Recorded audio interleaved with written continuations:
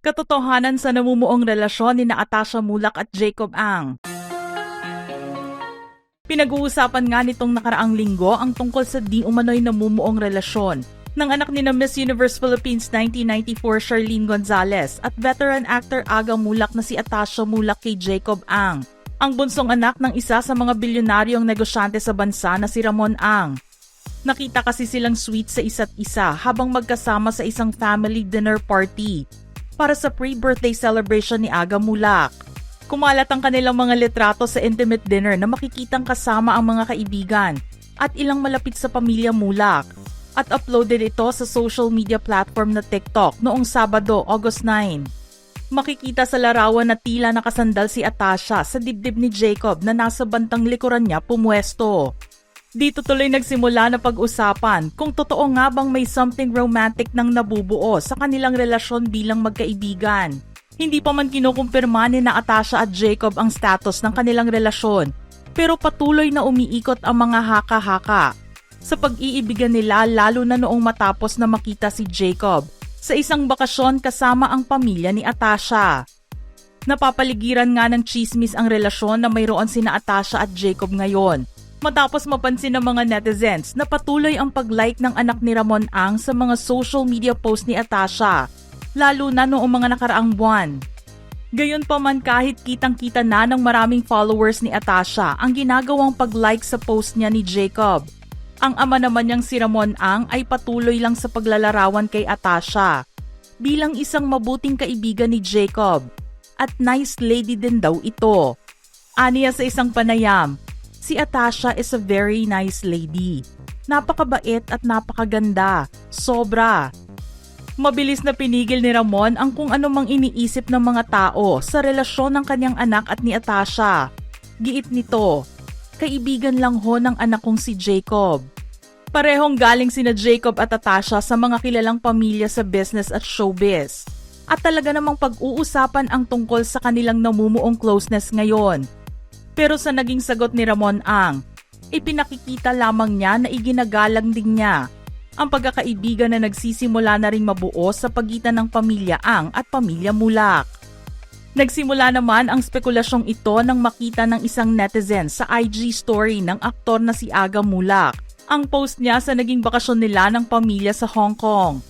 Sa nasabing post ay nakita di umano ng netizen na kasama si Jacob sa kanilang trip. Kapansin-pansin din na magkatabi daw sa litrato sina Atasha at Jacob, pero mabilis ding nawala ang post na ito sa IG ni Aga at hinulaan ng marami na nagkamali ito ng pag-post kaya dinilit ito kaagad.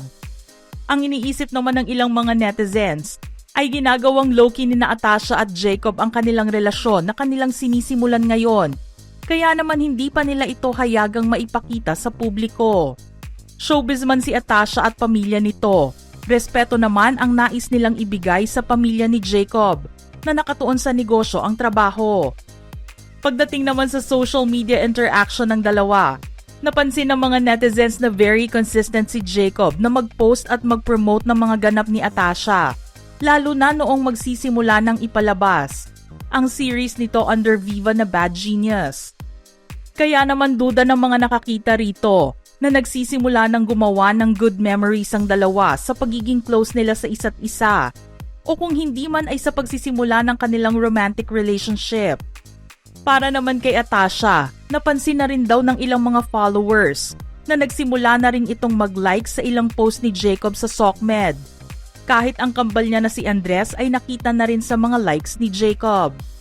Pero kung ang CEO at chairman ng San Miguel Corporation na si Ramon Ang ay nagsabing magkaibigan lamang ang kanyang anak na si Jacob at si Atasha, si Aga naman na ama ng aktres ay tila deadma lang sa kinasasangkutang intriga ng kanyang anak. Kwento ng entertainment columnist na si Salve Asis, pinilit daw niyang kunin ang reaksyon ni Aga sa chismis na ito, pero hanggang sa kasalukuyan ay wala pa raw itong reaksyon o ibinibigay na pahayag sa kanyang iniwang mensahe. Naibalita rin niya na isang source ang nakapagsabi na si Andres talaga ang kaibigan ni Jacob at madalas din daw silang makitang magkasama sa paglalaro ng golf. Sinasabi naman na isa sa mga kinakatakutan ng isang ama na maaari niyang maranasan sa kanyang anak na babae ay ang ma-in love. May posibilidad din na maging very strict o overprotective ang mga ito sa kanilang anak. Pero parang iba naman ang magiging approach ni Aga sa sitwasyon na ito. Tulad na lamang ng ipinakita nila sa kanilang ice cream commercial, mga ilang taon na rin ang nakalilipas. Mapapatunayan kasi ni Aga na ang mga ama ay maaaring maging serious at chill at the same time kapag nakakuha ng balita tungkol sa love life ng kanilang anak na babae. Makikita kasi sa kanilang eksena kung paano narinig ni Aga ang pag-uusap ng mag-inang Charlene at Atasha sa isang bagay o tao na inilarawan nila bilang cute. At nang marinig ito ni Aga, tila pinagtakhan niya kung ano ito. Nang mabuking ay sabay tago ng phone si Tash.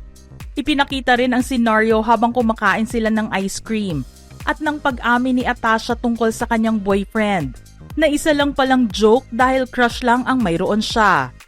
Dito naman makikita na very pro ang dating ni Aga at kung paano niya na-handle ang sitwasyon sa ginawang pag-amin ng anak. Tila nabunutan ng tinik si Aga sa eksena at nakahinga ng maluwag matapos na sabihin ni Tash na isa lang biro ang pagkakaroon niya ng boyfriend. Kaya naman kung ikukumpara ito sa totoong buhay, nananatiling tikom ang bibig ng aktor tungkol sa issue. Binalikan naman ng ilang netizens ang interview ni Aga at Charlene sa reaksyon nila kung sakaling magkaroon na ng manliligaw ang kanilang unika iha. Para kay Aga, sabi niya na alam niya kung ano ang pakiramdam bilang nanligaw din ito noon kapag ang magulang ay hindi tanggap ang manliligaw ng anak. Pero nasa pagdedesisyon pa rin daw ng kanilang mga anak ang pagpasok sa isang relasyon. Bilang isang magulang, ang magagawa lamang niya ay tanggapin kung ano ang gusto ng kanilang mga anak. Nandyan din sila ni Charlene para magbigay ng payo sa mga ito kung sakaling mang makita nilang nagiging alanganin na ang sitwasyon. Sinabi rin ni Aga na at the end of the day, sila pa rin ang masusunod sa kanilang mga desisyon. Dagdag pa niya kung sakali man daw na dumaan sila sa puntong masasaktan ng mga ito pagdating sa pag-ibig. Nakikita niya na normal lamang na maranasan iyon ng kanilang mga anak. Halos lahat naman daw ng nagmahal ay dumaan sa sitwasyon na nasaktan din. Para naman kay Charlene, tiwala naman daw siya sa judgment ng kanilang mga anak sa mga taong mamahalin nila. Kung sakaling mang may katotohanan sa mga litratong na ipapakita at kumakalat sa internet tungkol sa relasyon ni Atasha at Jacob, maraming fans ang nagsasabing deserve din naman ni Tash na magkaroon ng boyfriend na galing sa De Buena Familia.